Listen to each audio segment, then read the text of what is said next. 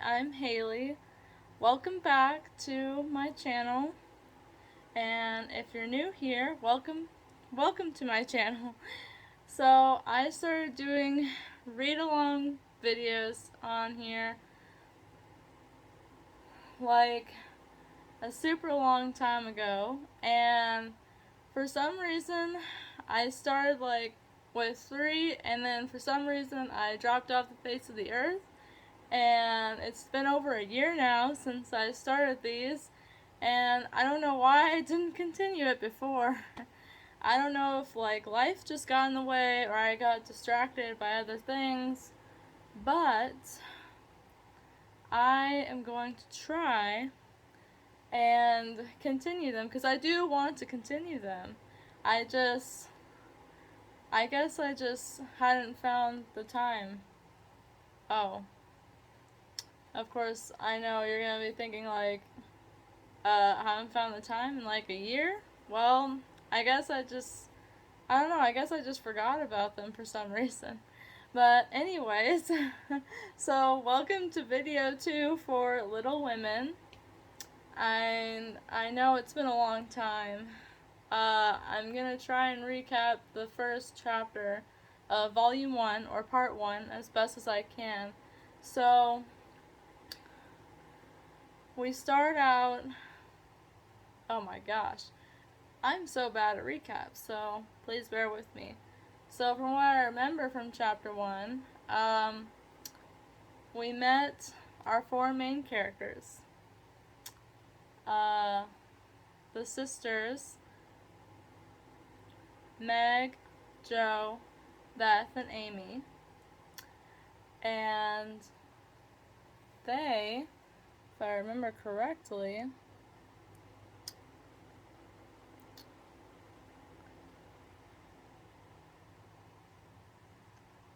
I think in the first chapter, they, we kind of just got introduced to them and who they are as people, and,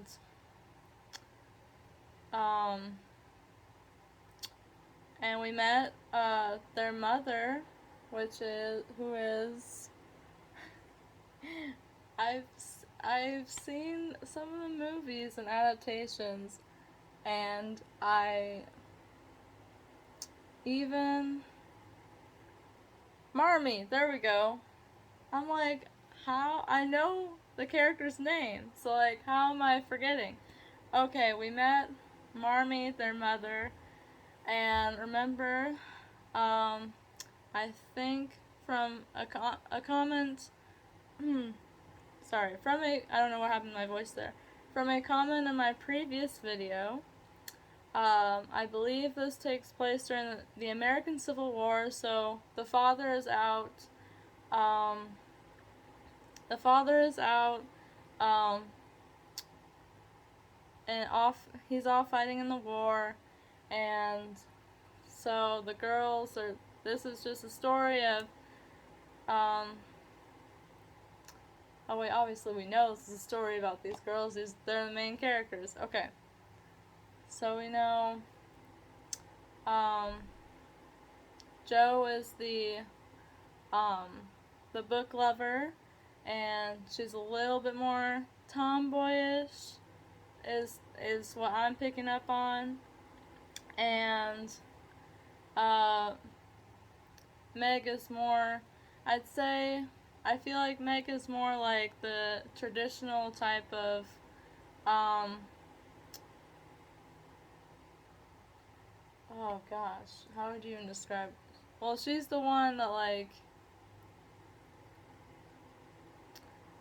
I guess she's the more girly one, and Amy's the artist, and Beth is the really sweet, and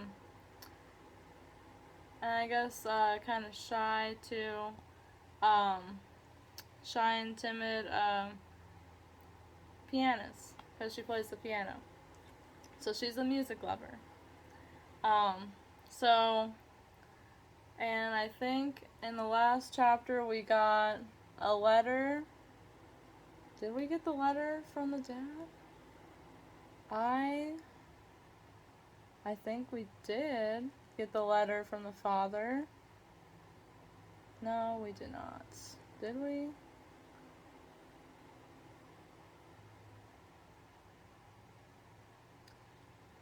Well, I'm gonna have to look back on that later. Anyway, so that's my very disoriented and messy recap of the first chapter of part 1 or volume 1, however you like to, call it, of Little Women.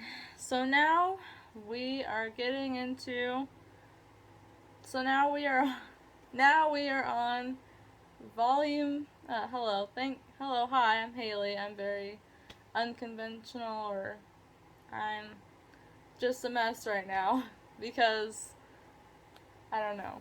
But I'm getting excited about these read-along videos again. I know the last time I said that, I only made like 1 Little Women video and 2 Harry Potter videos, and I just like stopped doing them. And well, I feel kind of sad about that.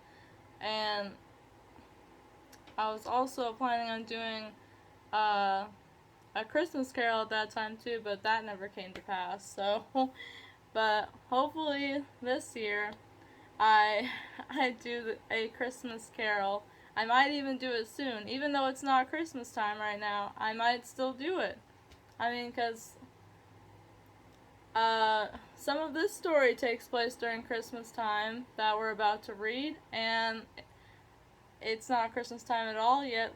I'm reading a chapter about Christmas, so it's okay. So here is volume 1, or part 1, of Little Women, chapter 2, A Merry Christmas.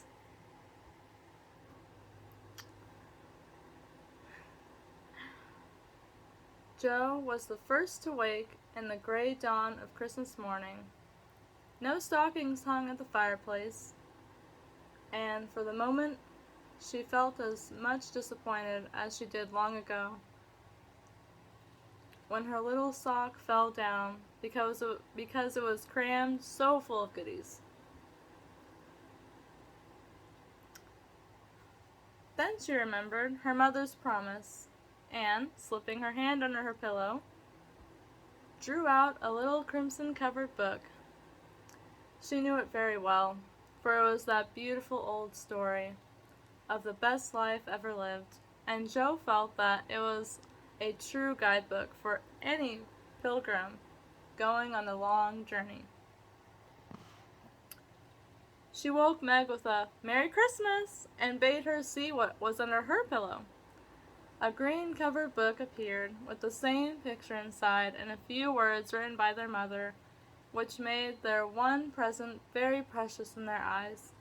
Presently, Beth and Amy woke to rummage and find their little books also. One dove-colored, the other blue, and all sat looking at and talking about them, while the east grew rosy with the coming day.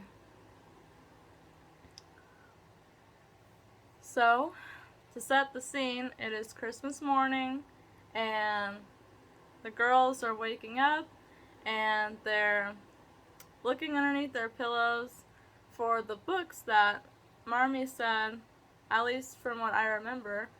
I could be butchering this because my memory is awful sometimes.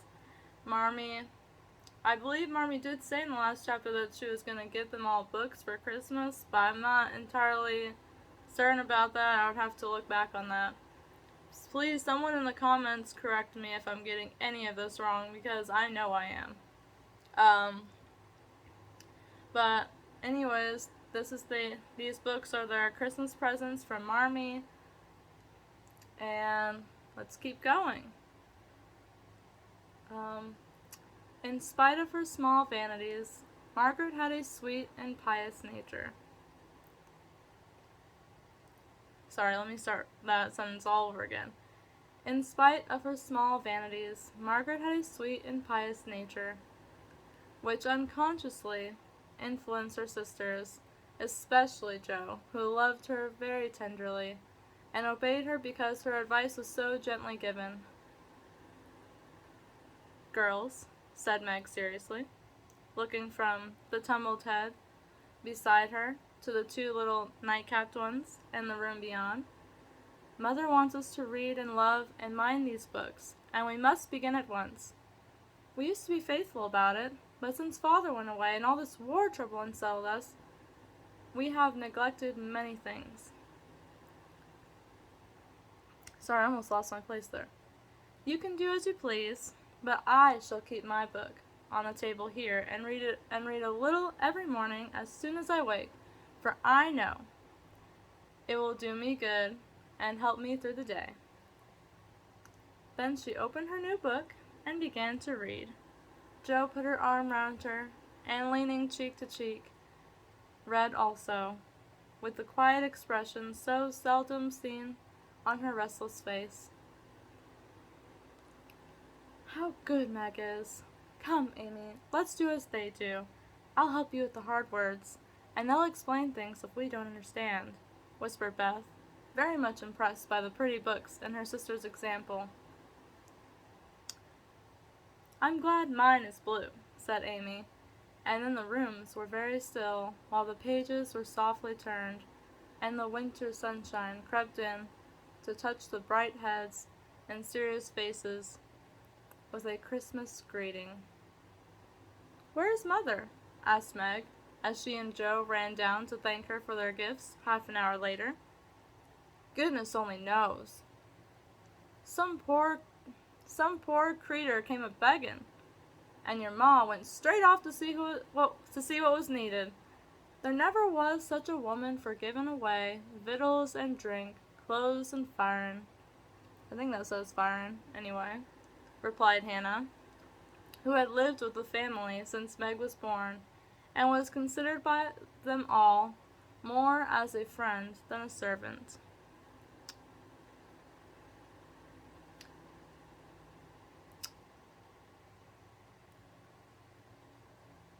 Now, if you are reading this for school or even just in general, what does it say about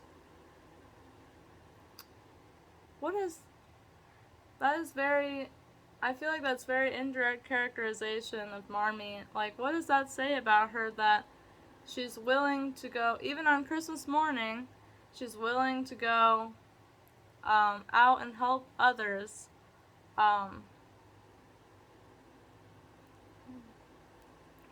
and even give them some of her stuff, some of her things. And I think that is just so kind of Marmee to do. It definitely shows her character and how selfless she is. Oh my gosh, I cannot talk. How selfless of a person she is and how kind she is to others. That is very sweet. That is very sweet of Marmee. Let's see. I keep losing my place. "She'll be back soon, I think. So fry your cakes and have everything ready," said Meg, looking over the presents which were collected in a basket and kept under the sofa, ready to be produced at the proper time. "Why, there is Amy's bottle. Wait. Why, where is Amy's bottle of cologne?" she added. "Why, oh my gosh. I keep messing up. Okay, sorry. Why, where is Amy's bottle of cologne?" she added, as the little flask did not appear. "She took it out a minute ago and went off with it to put a ribbon on it. She took it out a minute ago and went off with it to put a ribbon on it or some such notion," replied Joe, dancing about the room to take the first stiffness off the new army slippers. "How nice my handkerchiefs look, don't they? Hannah washed and ironed them for me, and I marked them all myself," said Beth. looking proudly at the somewhat uneven letters which had cost her such labor.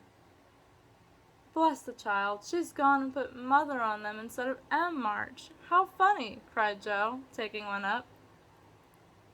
"Isn't that right? I thought it was better to do it so, because Meg's initials are M.M., and I don't want anyone to use these but Marmee," said Beth, looking troubled. "It's all right, dear, and a very pretty idea.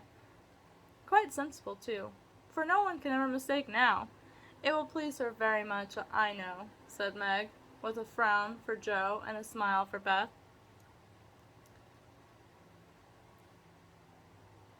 "There's Mother! Wait. There's Mother! Hide the basket!" Wait, I just lost my place.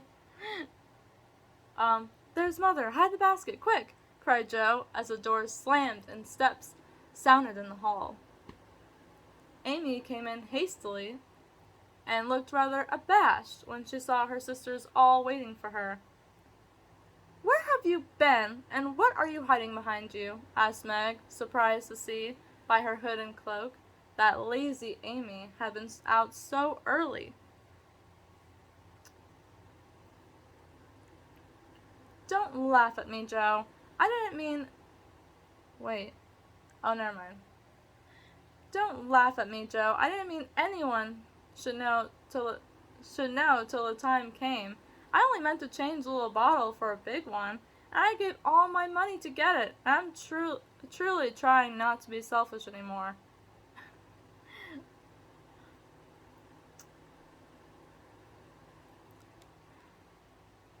Now, what do you think that says about Amy? All she did was just change her bottle. Um. Um. She traded her little bottle for a big one.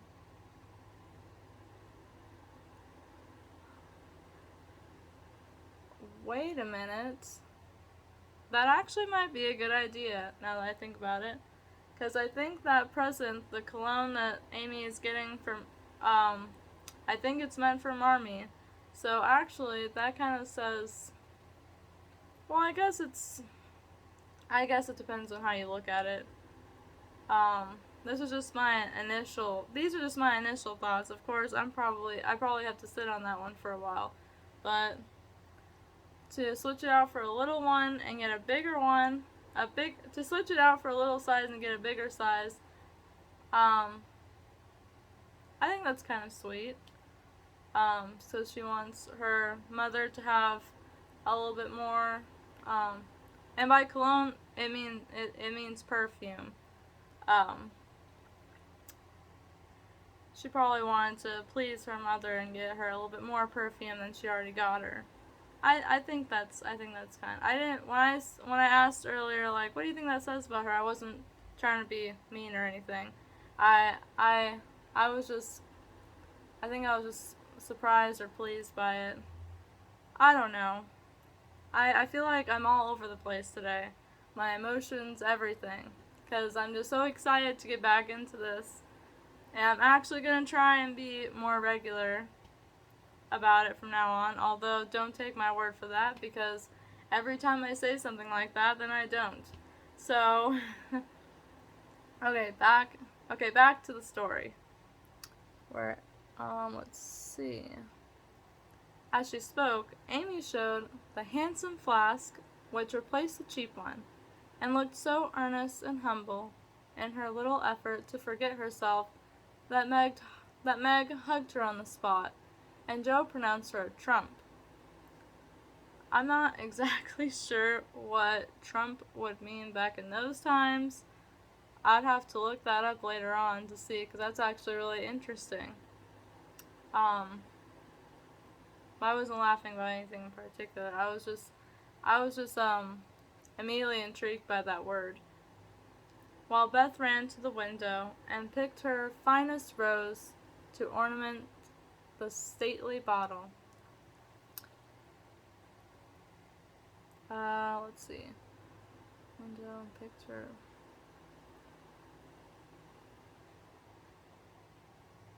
Okay, sorry. I know this video is all over the place. I keep Losing my place. Okay.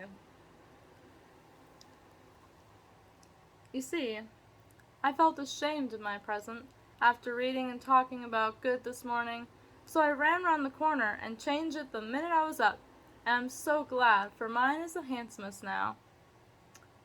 Another bang of the street door sent the basket under the sofa, and the girls to the table, eager for breakfast.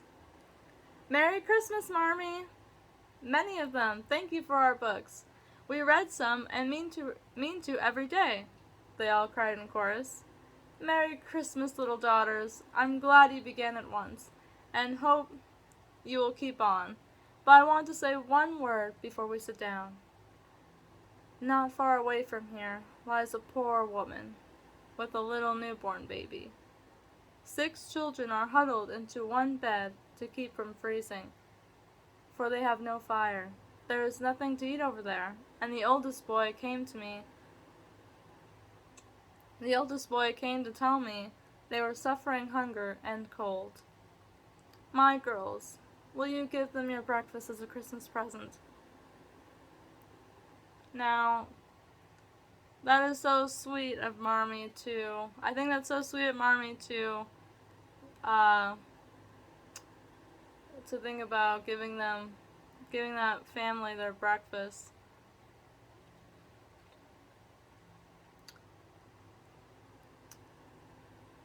They were all unusually hungry, having waited nearly an hour, and for a minute no one spoke.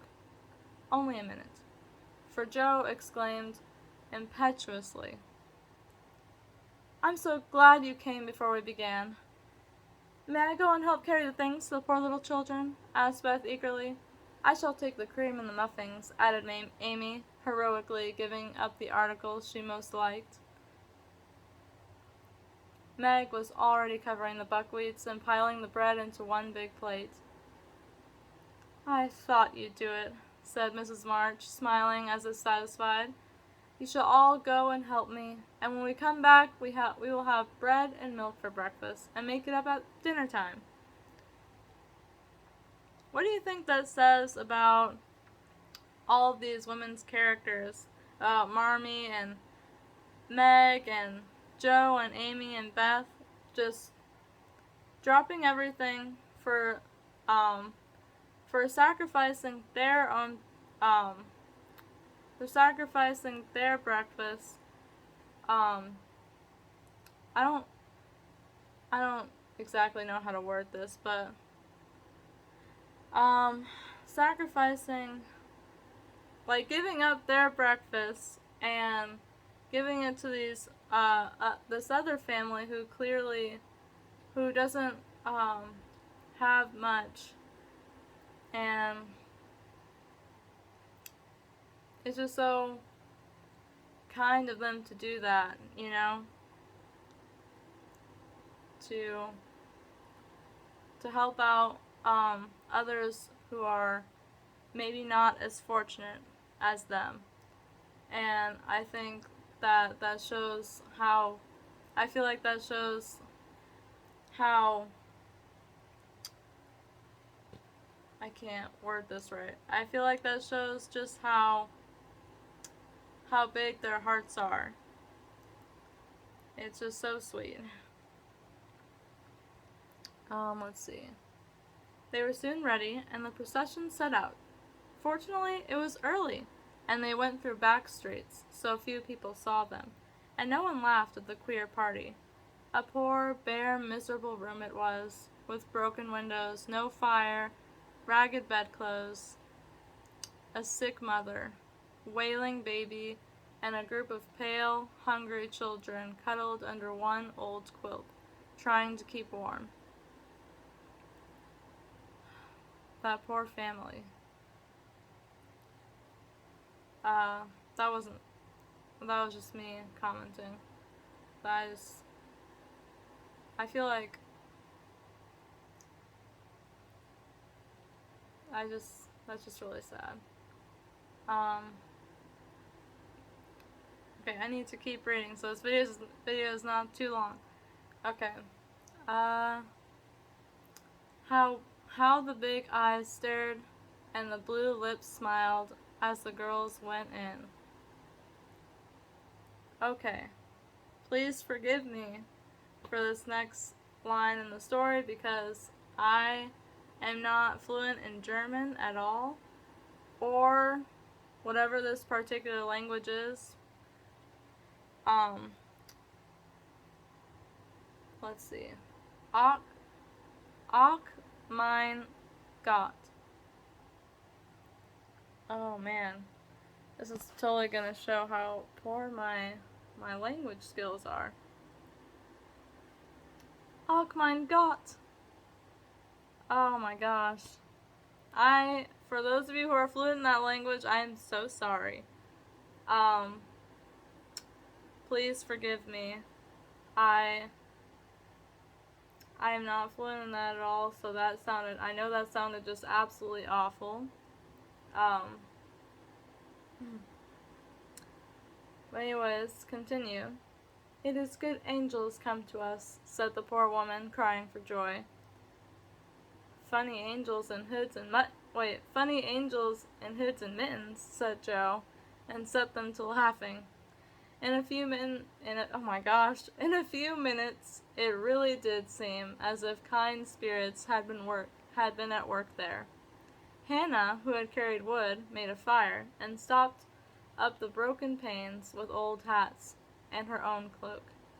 Mrs. March gave the mother tea and gruel, and comforted her with promises of help, while she dressed the little baby as tenderly as if it had been her own. The girls, meantime, spread the table, set the children round the fire, and fed them like so many hungry birds, laughing, and trying to understand the funny broken English. Here's some more of the language that I'm not fluent in. I believe it is German, but please correct me if I'm wrong. Hold on. Oh my gosh, I feel so embarrassed because, I feel embarrassed to be speaking in a language that I'm not fluent in because, I know that people are gonna butcher me in the comments, and trust me, I'm butchering myself because I know. I'm criticizing myself with that because I'm just I can't. So I'm just I don't know. I just feel embarrassed, but das ist gut. Das ist gut. Oh my gosh.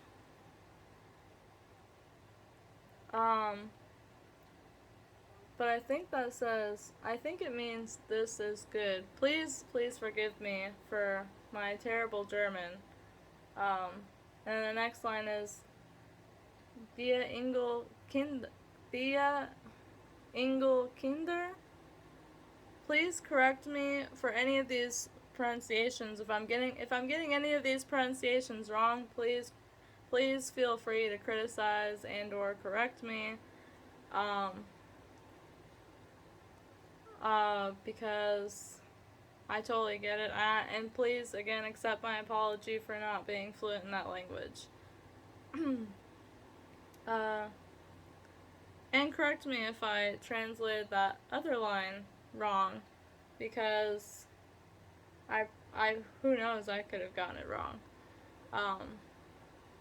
Anyways, continuing on, cried the poor things as they ate and warmed their purple hands at the comfortable blaze.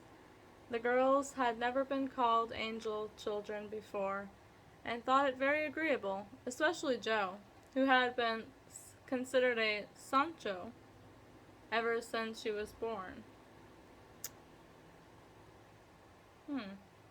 Wonder what that word means. Sancho. And if I mispronounce that word, Sancho, if I mispronounce that word too, please correct me in the comments. Let's see. That was a very happy breakfast, though they didn't get any of it. And when they went away, leaving comfort behind, I think there were not in all the city 4 merrier people than the hungry little girls who gave away their breakfasts and contented themselves with bread and milk on Christmas morning. I think that means that even though they didn't get any of the breakfast, that at least I interpret it as even though they didn't get any of the breakfast, they were still very happy because they were able to help feed other people who needed it as well, who needed it more, arguably needed it more. Well, who also really needed it, who clearly needed it very much. So I'm sorry, I keep butchering what I'm trying to say, but hopefully you understand what I'm trying to say. Let's see. That's loving our neighbor better than ourselves, and I like it, said Meg, as they set out their presents while their mother was upstairs collecting clothes for the poor Hummels. I think the Hummels is a family that they just visited. Not a very splendid show, but there was a great deal of love done up in the very few little bundles, and the tall vase of red roses, white chrysanthemums, and trailing vines, which stood in the middle, gave quite an elegant air to the table. "She's coming! Strike up, Beth! Open the door, Amy! 3 cheers for Marmee!" cried Joe, prancing about while Meg went to conduct Mother to the seat of honor. Beth played her gayest march. I believe during those times that word would mean like merry. The word gayest would mean like merry, happiest, merriest, happiest. I believe that's what it meant during those times. Amy threw open the door, and Meg enacted escort with great dignity. Mrs. March was both surprised and touched, and smiled with her eyes full as she examined her presents and read the little notes which accompanied them. The slippers went on at once. A new handkerchief was slipped into her pocket, well scented with Amy's cologne, or the perfume. The rose was fastened in her bosom, and the nice gloves were pronounced a perfect fit. Let's see. Oh, this chapter is a little long. Let's see. Where am I? Now, and trying to figure out how much longer this chapter is, I totally lost my place again. Okay, there we go, I found it. There was a good deal of laughing and kissing and explaining in the simple, loving fashion which makes these home festivals so pleasant at the time, so sweet to remember long afterward, and then all fell to work. The morning charities and ceremonies took so much time that the rest of the day was devoted to preparations for the evening festivities. Being still too young to go often to the theater, and not rich enough to afford any great outlay for private performances, the girls put their wits to work, and necessity being the mother of invention, made whatever they needed. Very clever were some of their productions: pasteboard guitars, and antique lamps made of old-fashioned butter boats covered with silver paper, gorgeous robes of old cotton, glittering with tin spangles from a pickle factory, and armor covered with the same useful diamond-shaped bits left in sheets when the lids of preserve pots were cut out. The big chamber was the scene of many innocent revels. No gentlemen were admitted, so Jo played male parts to her heart's content and took immense satisfaction in a pair of russet leather boots given her by a friend, who knew a lady who knew an actor. These boots, an old foil, and a slashed doublet, once used by an artist for some picture, were Jo's chief treasures and appeared on all occasions. The smallness of the company made it necessary for the two principal actors to take several parts apiece, and they certainly deserved some credit for the hard work they did in learning 3 or 4 different parts, whisking in and out of various costumes and managing the stage besides.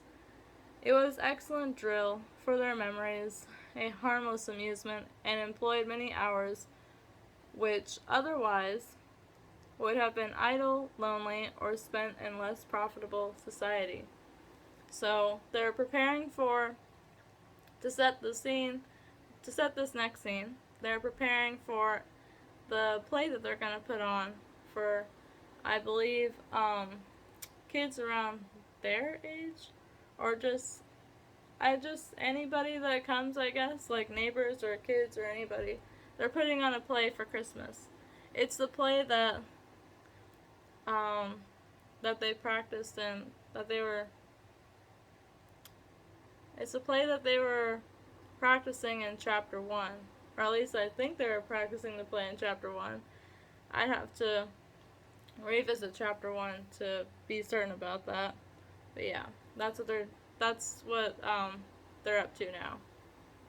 On Christmas night, a dozen girls piled onto the bed, which was the dress circle, and sat before the blue and yellow chintz curtains in a most flattering state of expectancy. There was a good deal of rustling and whispering behind the curtain, a trifle of lamp smoke, and an occasional giggle from Amy, who was apt to get hysterical in the excitement of the moment. Presently, a bell sounded. The curtains flew apart, and the operatic tragedy began. So now, it's Christmas night, and they are now officially putting on the play for their audience. A gloomy wood, according to one playbill, was represented by a few shrubs and pots, green baize on the floor, and a cave in the distance. My apologies for that short pause. I had to plug my phone in real quick because that's what I'm recording. That's the device that I'm using to record these videos on. Anyway, so where we left off. This cave was made with a clothes horse for a roof,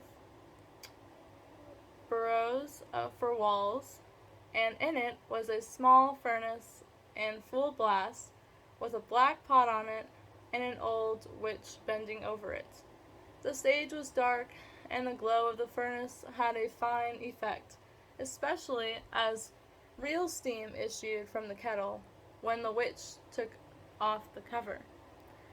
A moment was allowed for the first thrill to subside, then Hugo, the villain, stalked in with a clanking sword at his side, a slouching hat, black beard, mysterious cloak, and the boots. Hugo is played, if I remember correctly, oh my gosh. For those who can't, for those,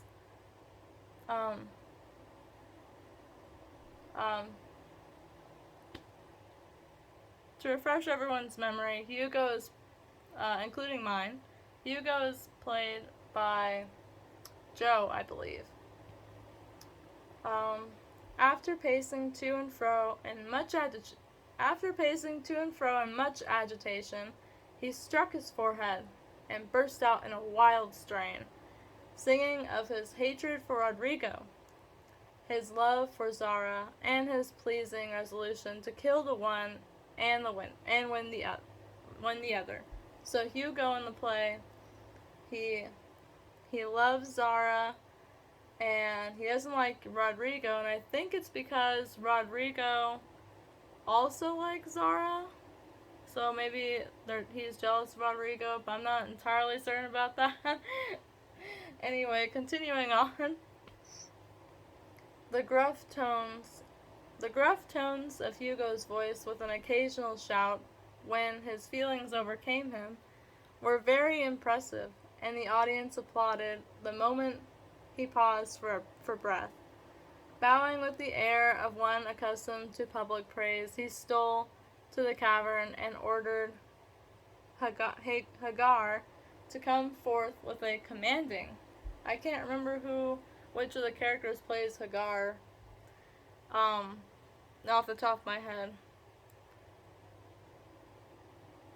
What, oh, minion? Wait.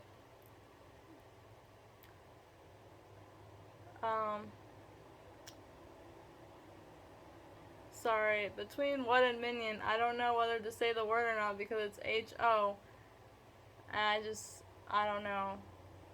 I don't know if it was used in a different context back in the day, but I still don't want to say it because I just don't know. So I'm just not. So I just replaced it with O. What O? What O, minion? I need thee. Out came Meg. Oh, so Meg plays Hagar. Out came Meg, with gray horsehair hanging about her face, a red and black robe, a staff, and cabalistic signs upon her cloak. Hugo demanded a potion to make Zara adore him, and one to destroy Rodrigo. Hagar, in a fine dramatic melody, promised both, and proceeded to call up the spirit who would bring the love philtre. Hither, hither, from thy home, airy sprite, I bid thee come, born of roses, fed on dew, charms and potions, canst thou brew? Bring me here, with elfin speed, the fragrant philtre which I need. Make it sweet and swift and strong. Spirit, answer now my song. Ooh. It's like poetry. Or it feels like poetry, anyway. A soft strain of music sounded, and then at the back of the cave appeared a little figure in cloudy white, with glittering wings, golden hair, and a garland of roses on its head. Waving a wand, it sang, Hither I come, from my airy home, afar in the silver moon. Take the magic spell, and use it well, or its power will vanish soon.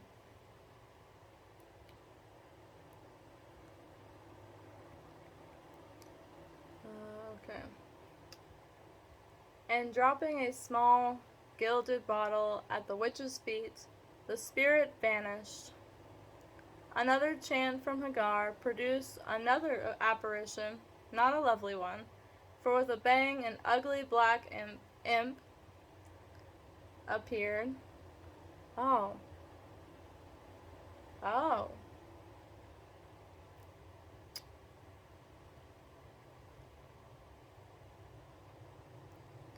I'm not sure if they're referring to a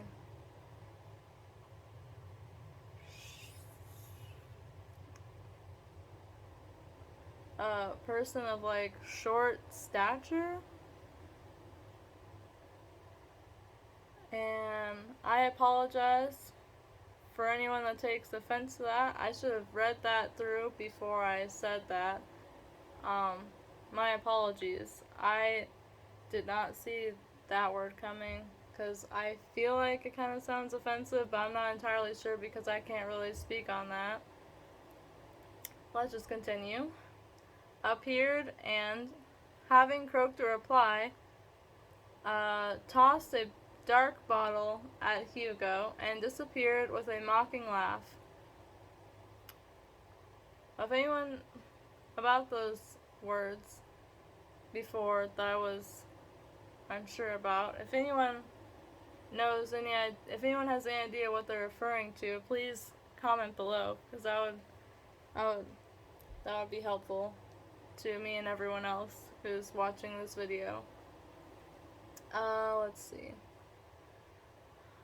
Having croaked a reply, tossed a dark bottle at Hugo and disappeared with a mocking laugh.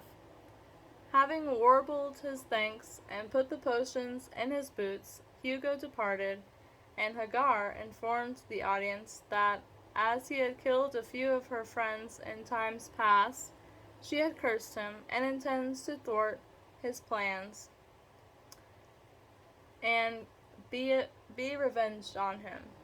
Then the curtain fell, and the audience reposed and ate candy while discussing the merits of the play.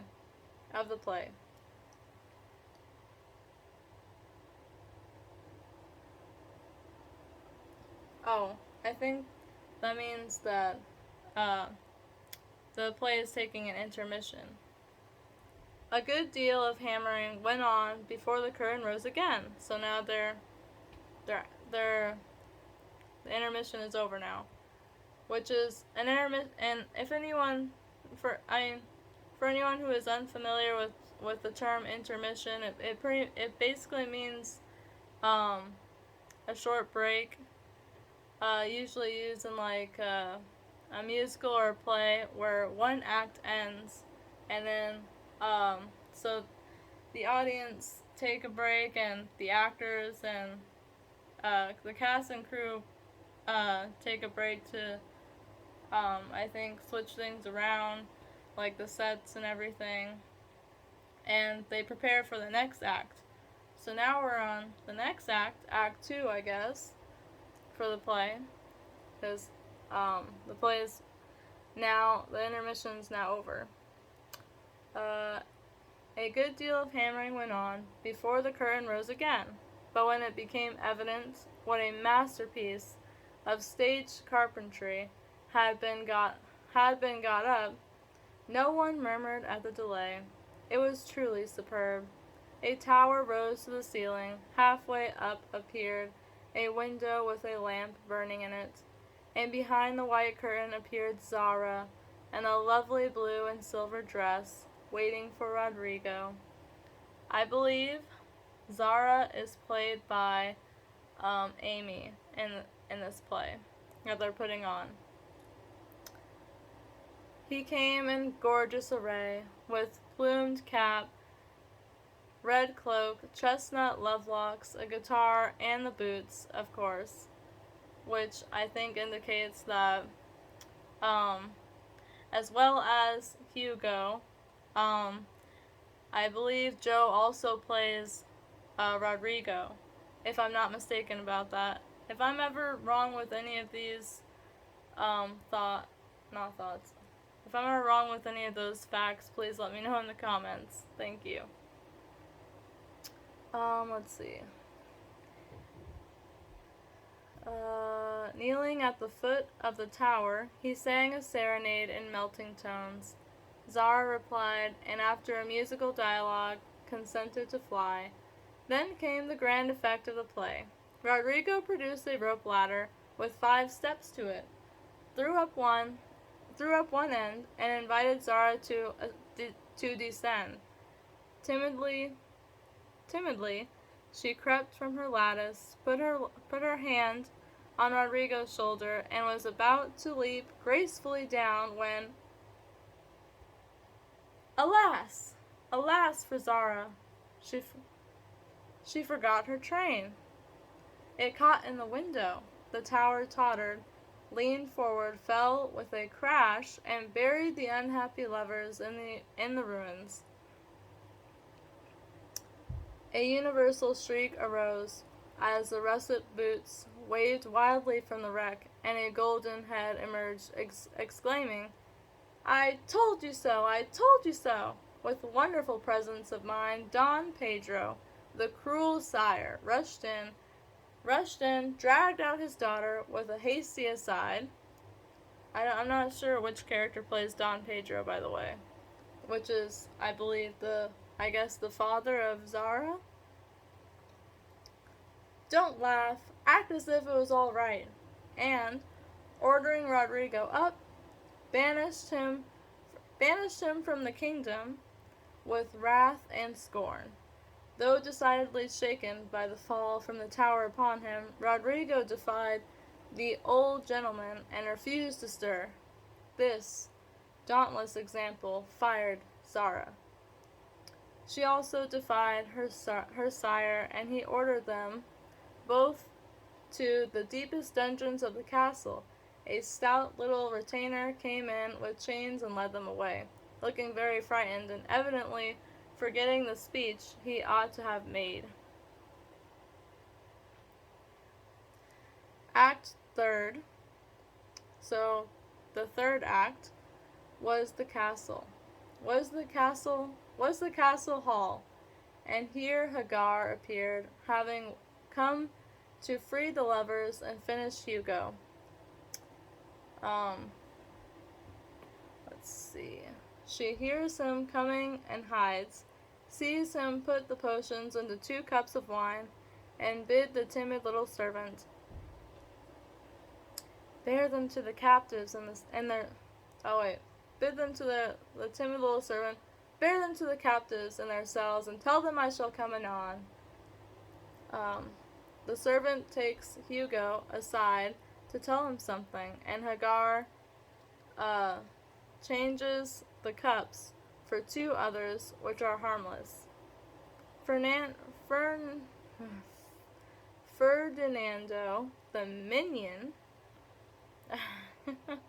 I'm guessing Ferdinando is the servant of Hugo. So, Ferdinando carries them away, and Hagar puts back the cup which holds the poison meant for Rodrigo. Sorry, I'm not laughing when I was having the story. I'm laughing because I'm getting lost in this myself. So if anybody here is getting lost, I totally get it. I'm getting lost too. I keep forgetting that the play is still going on. Hagar puts back the cup which holds the poison meant for Rodrigo. Hugo, getting thirsty after a long warble, drinks it, loses his wits, and after a good deal of clutching and stamping, falls flat and dies, while Hagar informs him what he has done in a song of exquisite power and melody. So basically, Hugo just picked up the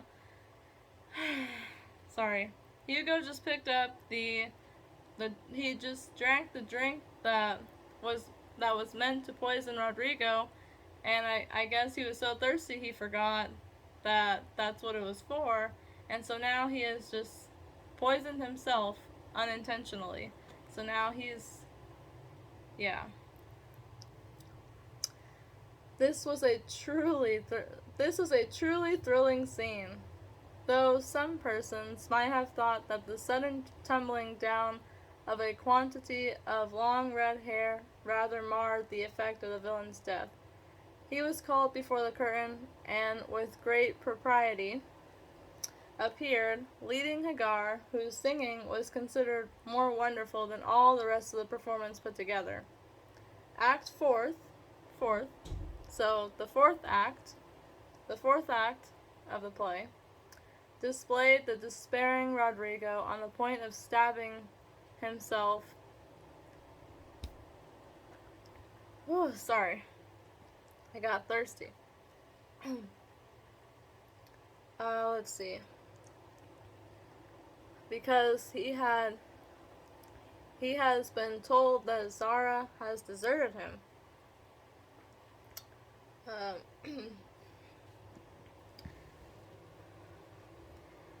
Just as the dagger is at his heart, a lovely song is sung under his window, informing him that Zara is true but in danger, and he can save her if he will. A key is thrown in, which unlocks the door, and in a spasm of rapture, he tears off his chains and rushes A key is thrown in, which unlocks the door, and in a spasm of rapture, he tears off his chains and rushes away to find and rescue his lady love. Act the fifth. So, Act 5 opened with a stormy scene between Zara and Don Pedro. Gosh. He wishes her to go. Sorry, I have a tickle in my throat. Goodness. He wishes her to go into a convent, which is, I believe, a place that nuns. I believe that that's a place where nuns are, if I'm not entirely certain. If I'm not mistaken. Of course, if any of you can give a much better description of that, please let us all know in the comments. Thank you. He wishes her to go into a convent, but she won't hear of it, and after a touching appeal, is about to faint when Rodrigo dashes in and demands her hand. He's asking Don Pedro for Zara's hand in marriage. Don Pedro refuses. Sorry, I cannot talk today. Don Pedro refuses because he is not rich. They shout because Rodrigo is not rich, I think. They shout and gesticulate. Gesticulate. That's an interesting word. That might mean something like, just kind of like argue, I guess. Again, of course, if you know a better description of that word, then please let us know in the comments. Thank you. Let's see. Where was I? Tremendously, but cannot agree, and Rodrigo is about to bear away the exhausted Zara when the timid servant enters with a letter and a bag from Hagar, who has mysteriously disappeared. The latter informs the party that she bequeaths untold wealth to the young pair and an awful doom to Don Pedro if he doesn't make them happy. The bag is opened, and several quarts of tin money shower down upon the stage till it is quite glorified with the glitter. This entirely softens the stern sire. Gosh. He consents without a murmur. All join in a joyful chorus, and the curtain falls upon the lovers kneeling to receive Don Pedro's blessing in attitudes of the most romantic grace. I think that means the play is over now, if I'm not mistaken. Tumultuous applause followed, but received an unexpected check, for the cot bed, on which the dress circle. A cot is almost like a mini bed.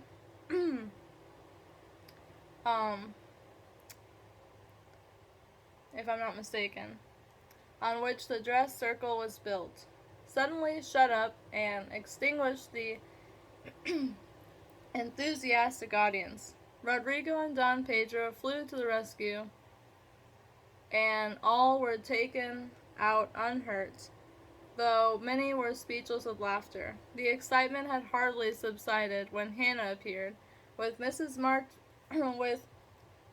March's compliments, and with the ladies walked down to supper. This was a surprise, even to the actors, and when they saw the table, they looked at one another in rapturous amazement. It was like Marmee to get up a little treat for them, but anything so fine as this was unheard of since the departed days of plenty. There was ice cream, actually 2 dishes of it, pink and white, and cake and fruit, and distracting French bonbons, and In the middle of the table, 4 great bouquets of hot house flowers. It quite took their breath away, and they stared first at the table and then at their mother, who looked as if she enjoyed it immensely. "Is it fairies?" asked Is it fairies?" asked Amy. "Santa Claus," said Beth. Mother did it, and Meg smiled her sweetest in spite of her gray beard and white eyebrows. Aunt March Aunt March Aunt March had a good fit and sent the supper, cried Joe, with a sudden inspiration. All wrong. Old Mr. Lawrence sent it, replied Mrs. March. The Lawrence boy's grandfather? What in the world put such a thing into his head? We don't know him, exclaimed Meg. Hannah told one of his servants about your breakfast party. He is an odd old gentleman, but that pleased him.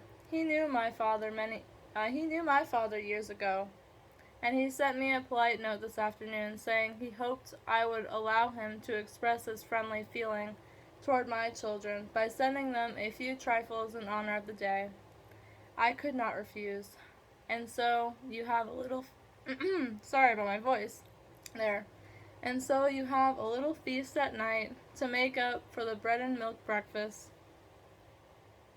that boy put it into his head. I know he did. He's a capital fellow, and I wish we could get acquainted. He looks as if he'd like to know us, but he's bashful.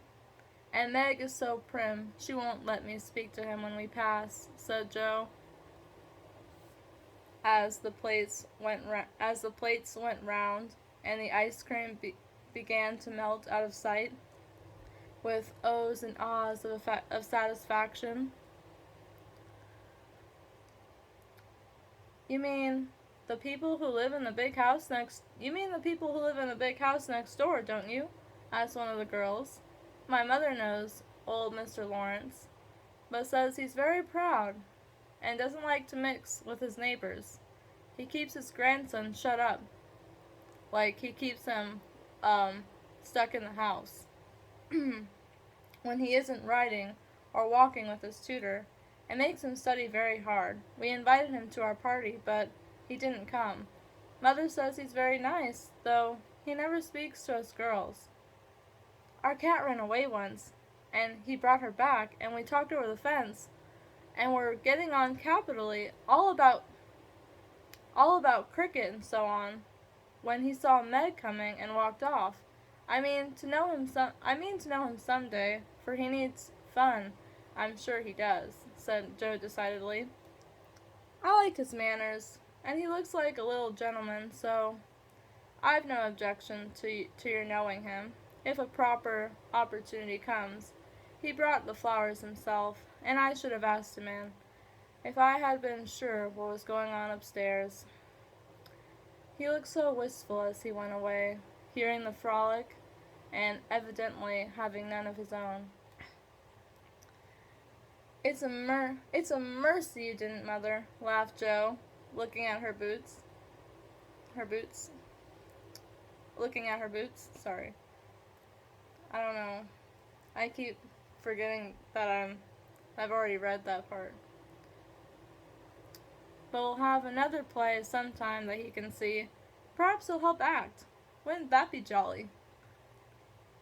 "I never had such a fine bouquet before. How pretty it is!" And Meg examined her flowers with great interest. "They are lovely, but Beth's roses are sweeter to me," said Mrs. March, smelling the half-dead posy in her belt. Beth nestled up to her and whispered softly, "I wish I could send my bunch to Father. I'm afraid he isn't having such a Merry Christmas as we are." And that, ladies and gentlemen, brings us to the end of Part 1, or Volume 1,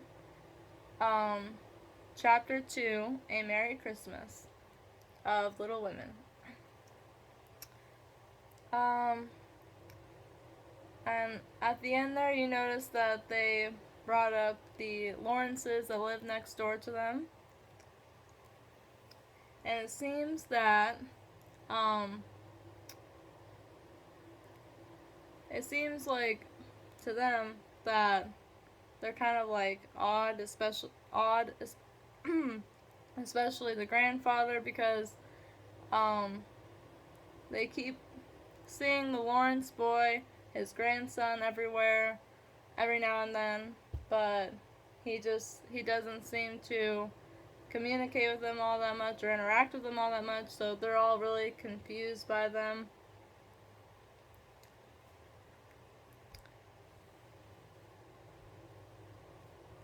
But I'm going to take a break now because that chapter took a lot longer to read than expected. But I really enjoyed reading it for you guys. I hope you enjoyed my video. I'm so sorry for the long wait for this video, and I will try to be better in doing these videos more regularly from now on. um, what else? I'm sorry for this video being so all over the place. And just thank you so much for joining me and sharing your love of reading for me. Sharing your love of reading with me. And see you in the next video. Bye!